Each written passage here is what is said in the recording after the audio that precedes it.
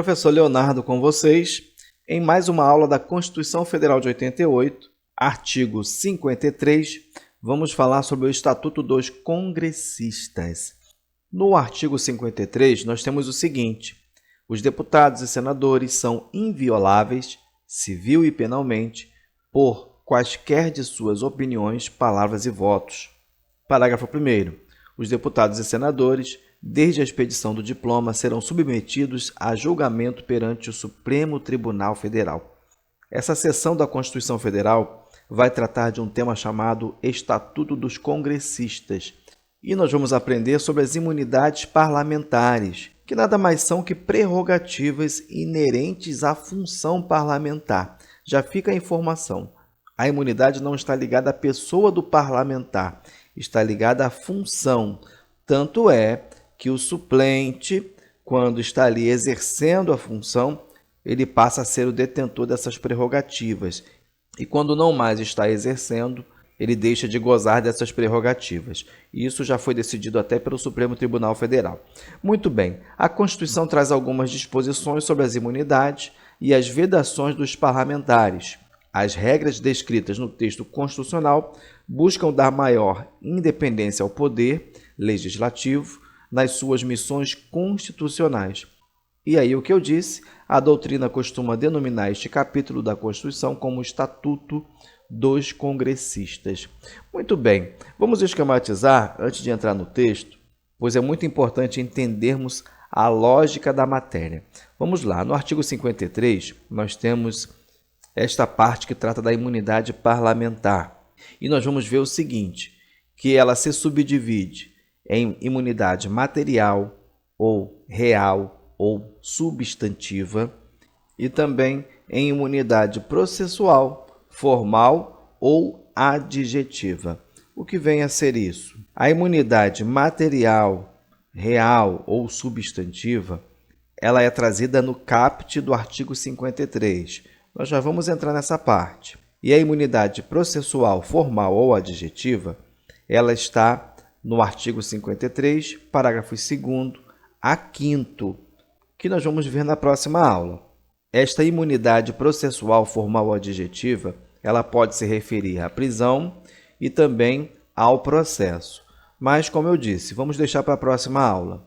Voltamos à leitura do texto.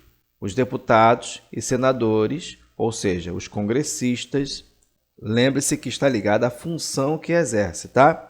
São invioláveis. Ora, voltando ao nosso quadro, aqui no artigo 53 caput, nós também podemos entender que essa imunidade parlamentar material, ela também pode ser denominada de inviolabilidade. E por quê? Porque os deputados e senadores são invioláveis civil, ou seja, uma inviolabilidade civil e penalmente, por quaisquer de suas opiniões, palavras e votos. Ora, deputados e senadores precisam expressar suas opiniões, suas palavras e votos de maneira livre para a garantia do exercício do mandato e garantia da democracia. É imprescindível esta inviolabilidade, mas não é absoluta, pois vai punir excessos, ok?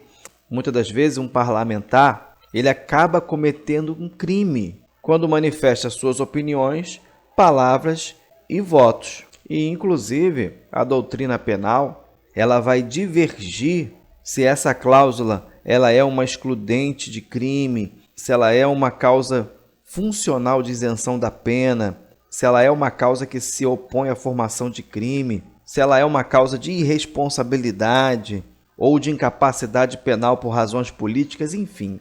Há divergência para todo lado em relação a essa inviolabilidade penal. O fato é que, no exercício da sua função parlamentar, ou seja, havendo ali o nexo da sua opinião, palavra e voto, com o exercício da sua função parlamentar, ou seja, proferido em razão de suas funções parlamentares, relacionada ao mandato, vai haver a incidência do artigo 53 e vai haver a inviolabilidade. E isso vale mesmo quando o parlamentar esteja fora do Congresso Nacional. ainda mais em tempos de rede social, não é verdade? Então, para esclarecer bem a temática, eu separei alguns julgados que são muito elucidativos e vão clarear as nossas ideias em relação a esse tema. Primeiro, você deve anotar no seu material a súmula 245 do STF, que diz: a imunidade parlamentar não se estende ao co-réu sem essa prerrogativa. Veja, a imunidade está ligada à função parlamentar, não à pessoa, ok? Um julgado importante no inquérito 4781, julgado recentemente, está inclusive no informativo 1006, diz o seguinte: atentar contra a democracia e o Estado de Direito não configura exercício da função parlamentar a invocar a imunidade constitucional prevista no artigo 53 caput da Constituição Federal. A Constituição não permite a propagação de ideias contrárias à ordem constitucional e ao Estado democrático, nem tampouco a realização de manifestações nas redes sociais visando ao rompimento do Estado de Direito com a extinção de cláusulas pétreas constitucionais, separação de poderes, com a consequente instalação do arbítrio. Importante julgado vai nos dizer que há limites para o parlamentar se manifestar. A própria Constituição. Ora, atentar contra a Constituição, atentar contra o Estado democrático de direito, atentar contra a separação de poderes, instalação de arbítrio, extinção de cláusulas pétreas constitucionais, veja que a imunidade parlamentar tem limites. Um outro julgado: o fato de o parlamentar estar na Casa Legislativa no momento em que proferiu as declarações não afasta a possibilidade de cometimento de crimes contra a honra, nos casos em que as ofensas são divulgadas pelo próprio parlamentar na internet. A inviolabilidade material somente abarca as declarações que apresentem nexo direto e evidente com o exercício das funções parlamentares, ok? Veja, tem que haver um nexo entre a função e as declarações. O parlamento é o local por excelência para o livre mercado de ideias, não para o livre mercado de ofensas. A liberdade de expressão política dos parlamentares, ainda que vigorosa, deve se manter nos limites da civilidade. Ninguém pode se escudar na inviolabilidade parlamentar para, sem vinculação com a função, agredir a dignidade alheia ou difundir discurso de ódio, violência e discriminação. Ok? Não vamos entrar nas polêmicas, tá? Nós estamos nos atendo ao texto constitucional, às recentes jurisprudências, justamente para que você possa realizar uma boa prova, um bom concurso e ser aprovado.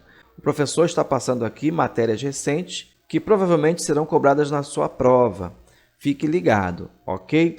Se você é a favor ou contrário em relação aos recentes julgamentos do STF, não há problema algum. Você esteja ciente do atual posicionamento dos tribunais. Muito bem, deputado federal, crime contra a honra, nexo de implicação entre as declarações e o exercício do mandato, imunidade parlamentar material, alcance, artigo 53 caput da CF. A verbalização da representação parlamentar não contempla ofensas pessoais, via aquincalhamentos ou licenciosidade da fala, plácita, contudo, modelo de expressão não protocolar ou mesmo desabrido, em manifestações muitas vezes ácidas, jocosas, mordazes ou até impiedosas, em que o vernáculo contundente, ainda que acaso deplorável no patamar de respeito mútuo, a que se aspira em uma sociedade civilizada, embala a exposição do ponto de vista do orador. Relatora ministra Rosa Weber, um julgado de 2017, também menciona o nexo de implicação entre as declarações e o exercício do mandato. Muito bem. A liberdade de opinião e manifestação do parlamentar, ratione muneris, impõe contornos à imunidade material, nos limites estritamente necessários à defesa do mandato contra o arbítrio, à luz do princípio republicano que norteia a CF. A imunidade parlamentar material, estabelecida para fins de proteção republicana ao livre exercício do mandato, não confere aos parlamentares o direito de empregar expediente fraudulento, artificioso ou ardiloso, voltado a alterar a verdade da informação, com o fim de desqualificar ou imputar fato desonroso à reputação de terceiros, consectariamente, cuidando-se de manifestação veiculada por meio de ampla divulgação, rede social, destituída, ao menos numa análise prelibatória, de relação intrínseca com o livre exercício da função parlamentar, deve ser afastada a incidência da imunidade prevista no artigo 53, ou seja, a manifestação em rede social que não esteja ligada ao exercício da livre função parlamentar deve ser afastada a imunidade. Aqui, julgado recente, que pode ser cobrado na sua prova. Bom, a cláusula de inviolabilidade constitucional que impede a responsabilização penal e ou civil do membro do Congresso Nacional por suas palavras, opiniões e votos também abrange o seu manto protetor às entrevistas jornalísticas, à transmissão para a imprensa, do conteúdo de pronunciamentos ou de relatórios produzidos nas casas legislativas e as declarações feitas aos meios de comunicação social, eis que tais manifestações, desde que vinculadas ao desempenho do mandato, qualificam-se como natural projeção do exercício das atividades parlamentares. Julgado interessante, não tão recente, mas muito importante para a sua prova. Veja aqui, desde que vinculado ao desempenho do mandato. Aqui nós temos as entrevistas jornalísticas, a transmissão para a imprensa do conteúdo de pronunciamentos, relatórios produzidos nas casas legislativas e as declarações feitas por meio de comunicação social, todas protegidas pela imunidade do artigo 53, a imunidade material. Muito bem. Dando sequência, então, nós já vimos o artigo 53 caput, que vai trazer a imunidade material. Nós vimos também o alcance e vimos também que é necessário esse nexo entre a palavra, a opinião, o voto e a função parlamentar. Não está ligado à pessoa do parlamentar, mas sim à sua função. Agora, no parágrafo 1º, nós vamos ver que os deputados e senadores também, desde a expedição do diploma, professor, não lembro o que é a expedição do diploma. Não tem problema. A diplomação é o atestado garantidor da regular eleição do candidato. É emitido pela Justiça Eleitoral antes da posse, tá? Até porque a posse é o ato público e oficial de investidura no mandato parlamentar. Fique ligado que não é desde a posse, é desde a diplomação. Então, os deputados e senadores, desde a expedição do diploma, serão submetidos a julgamento perante o Supremo Tribunal Federal. Esta parte está muito divulgada como foro privilegiado. E não existe foro privilegiado. Existe foro por prerrogativa de função. Até porque de privilegiado não tem nada. Ora, deixar de ser julgado por todas as instâncias, com todos os recursos possíveis que a Constituição nos traz, que a lei nos traz para ser julgado diretamente pela cúpula do Judiciário, pelo Supremo Tribunal Federal, onde a decisão não vai abarcar todos os recursos que se teria se um processo fosse feito na primeira instância, não é privilégio. Mas fique atento, porque os deputados e senadores, desde a expedição do diploma, serão submetidos a julgamento perante o Supremo Tribunal Federal apenas em crime comum. Nós vamos ver isso no artigo 102, que diz o seguinte: compete ao Supremo Tribunal Federal, principalmente, a guarda da Constituição, cabendo-lhe, inciso 1º, processar e julgar originariamente, nas infrações penais comuns, o presidente da República, vice-presidente, os membros do Congresso Nacional, os seus próprios ministros e o Procurador-Geral da República. Veja, nas infrações penais comuns, os membros do Congresso Nacional. Professor, agora fiquei confuso, porque o texto do artigo 53 não fala que são as infrações penais comuns. Sim, por isso nós temos que analisar a Constituição como um todo. Já o artigo 102 vai mencionar.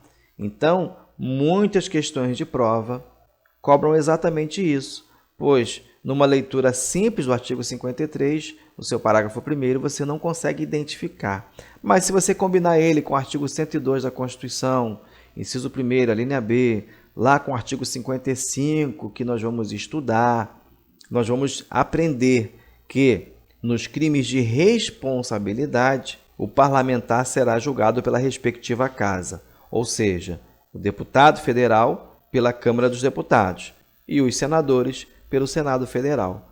Anotou aí no seu material? Então, importante.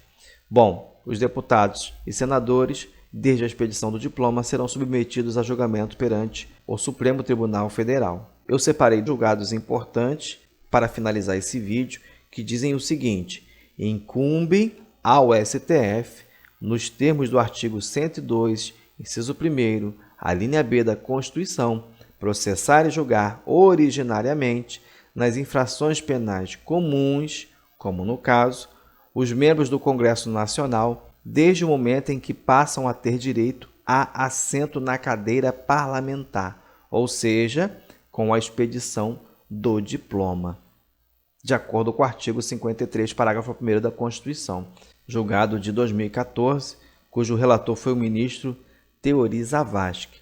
Importante também mencionar, em matéria de jurisprudência de STF, que, nos casos em que o parlamentar, para ter um julgamento mais demorado, realizar a renúncia com o intuito de não ser julgado pelo Supremo Tribunal Federal, se ficar configurado que a renúncia tem essa finalidade, o Supremo não admite que a competência seja declinada para o primeiro grau.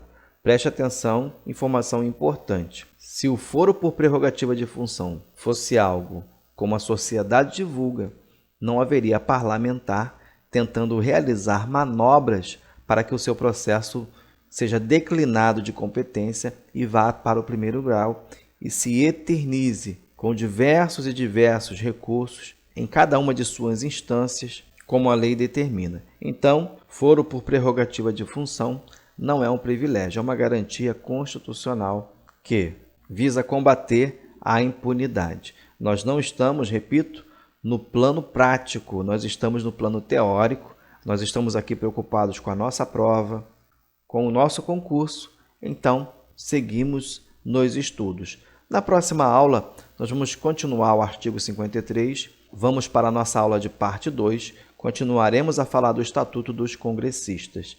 Chegamos ao fim. Se você gostou, curta, compartilhe, se inscreva no canal e Deus abençoe você.